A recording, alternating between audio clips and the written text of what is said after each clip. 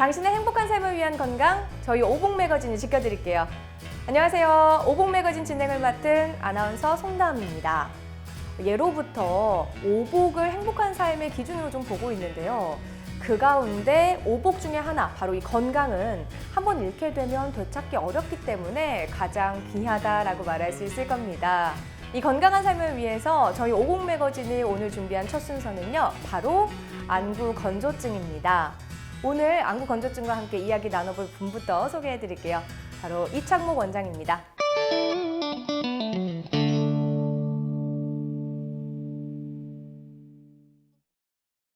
안녕하세요. 네, 안녕하세요. 이창목입니다. 네, 원장님, 오늘 저희가 안구 건조증에 대한 이야기를 나눠보려고 하는데요. 안과에 방문하는 고객 연령층이 굉장히 많잖아요. 네. 그럼 환자분들이 20대에서 60대에 아우를 텐데 네. 그 전 세대를 아우르는 질환이 있다고요? 네, 아무래도 이제 안과에서 가장 흔한 질환은 안구 건조증인데요. 네. 안구 건조증은 정말로 성인이라면은 모든 연령대에서 생길 수가 있어요. 뭐 눈물의 양이나 질이 감소하면서 눈 표면에 염증이 발생하는 질환인데, 안구 건조증이 생기면 대표적으로는 눈이 뻑뻑하고 모래알이 굴러다니는 것 같은 이물감이 생기게 되고요. 그 밖에도 눈이 자주 충혈된다든지, 졸리지도 않은데 눈이 무겁다 하는 듯한 그런 증상이 나타날 수가 있습니다.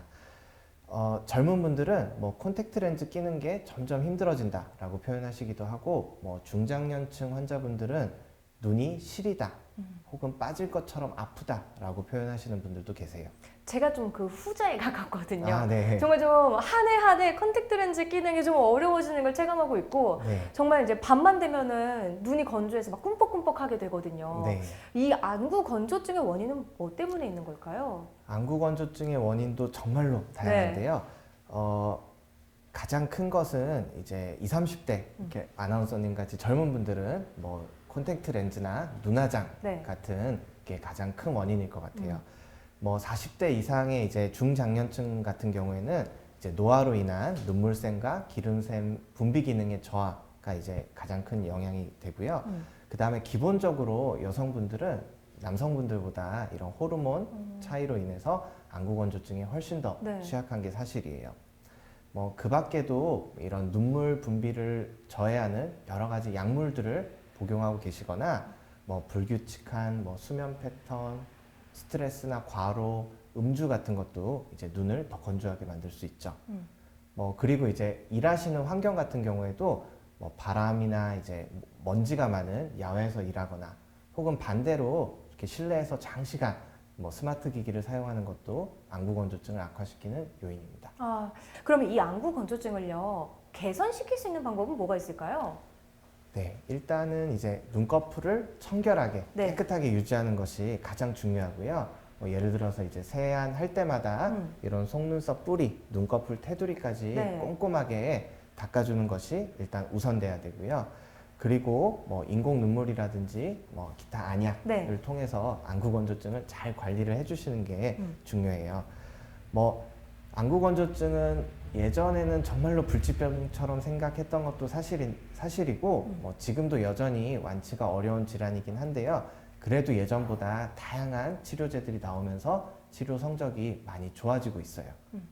그리고 이런 여러 가지 약물 치료를 통해서도 완벽하게 안구 건조증이 개선되지 않는다면은 이제 IPL 치료 같은 거를 한번 시도해 볼 수 있습니다.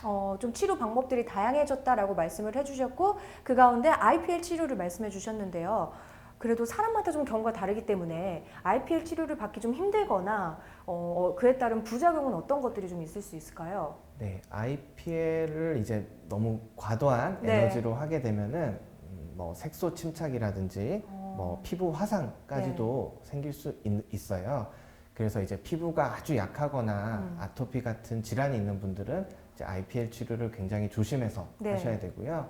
그런데 IPL은 부작용이 무섭다기보다는 사실은 IPL만으로 모든 안구 건조증을 해결할 수 있는 건 아니라는 거를 좀 말씀드리고 싶어요.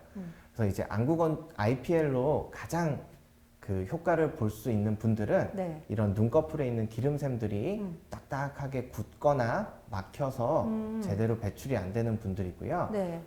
반대인 경우도 있어요. 오히려 눈꺼풀에 있는 세균들이 너무 과도하게 증식해서 눈꺼풀에 있는 기름샘들이 과다 분비되는 경우도 있을 수 있고, 반대로 눈꺼풀 기름샘은 멀쩡한데 눈물샘에서 수분 분비가 너무 부족해져서 생기는 건조증도 있습니다. 그래서 이런 후자의 같은 경우에는 IPL 치료만으로 뭐 완벽한 호전을 보이기 어려운 경우가 있어요.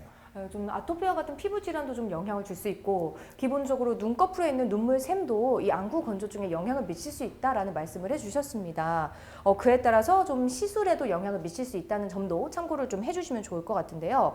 그러면 원장님, 우리가 이제 안구 건조증에 대한 치료를 받았다면 가정에서 따로 좀 관리를 해야 된다거나 주의해야 되는 사항들도 있을까요? 네, 가정에서는 뭐니 해도 눈꺼풀을 깨끗하게 청결하게 유지해 주시는 게 가장 중요하고요.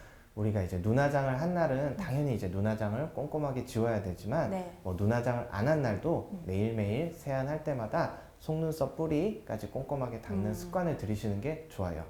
이미 본인이 이제 눈꺼풀 염증이 어느 정도 있다고 알고 계신다면은 눈꺼풀 청소를 위한 전용 세정제들도 나와 있으니까 그런 것들을 같이 병행해서 눈꺼풀을 깨끗하게 닦아주시면 더 좋고요. 만약에 이제 콘택트 렌즈를 끼시는 분 같은 경우에는 착용 시간을 최소한으로 줄여주시고, 만약에 착용했다고 하면 인공 눈물을 자주 넣어주시는 게 도움이 될 것 같아요. 그리고 이런 일하는 환경에 있어서도 뭐 바람, 먼지, 건조한 이런 습도 네. 조절을 최대한 잘 해서 눈을 보호해 주시는 게 좋고요. 그리고 이제 스마트폰이나 컴퓨터 자체가 안구 건조증을 악화시키는 건 아닌데요. 우리가 이제 집중해서 일을 하게 되면 네. 눈을 깜빡이는 횟수가 많이 줄어들거든요. 맞아요. 눈꺼풀이 깜빡이는 것이 눈물샘이나 기름샘 분비를 촉진시켜 주는데, 그 기능이 떨어져서 장시간 스마트 기기를 사용하게 되면 네. 눈이 빠질 것처럼 아픈 거예요. 그래서 스마트 기기를 장시간 사용할 때는 일부러라도 잠시 눈을 떼주시거나 눈 깜빡임 운동을 해서 눈에 휴식을 취해 주시면 좋을 것 같아요. 네, 원장님의 이야기를 들으면서 나도 눈화장을 하고 잘 지웠는지 컨택트 렌즈는 오래 끼지 않았는지 좀 반성을 하게 됐습니다. 안구 건조증과 관련해서 고민이 있으셨던 분들이 이 내용들을 잘 기억해 보시면 도움이 될 것 같습니다. 모든 치료법에는 부작용이 따를 수 있고요. 또 개인마다 치료 효과가 다르다는 점과 전문의와의 상담을 통해서 치료를 받는 것이 가장 좋은 선택이라는 점 다시 한번 유념하시기 바랍니다. 오늘 이 시간 이창목 원장과 함께 이야기 나눠봤습니다. 도움 말씀 고맙습니다. 감사합니다. 당신의 행복한 삶을 위한 건강 오복 매거진이 지켜드릴게요.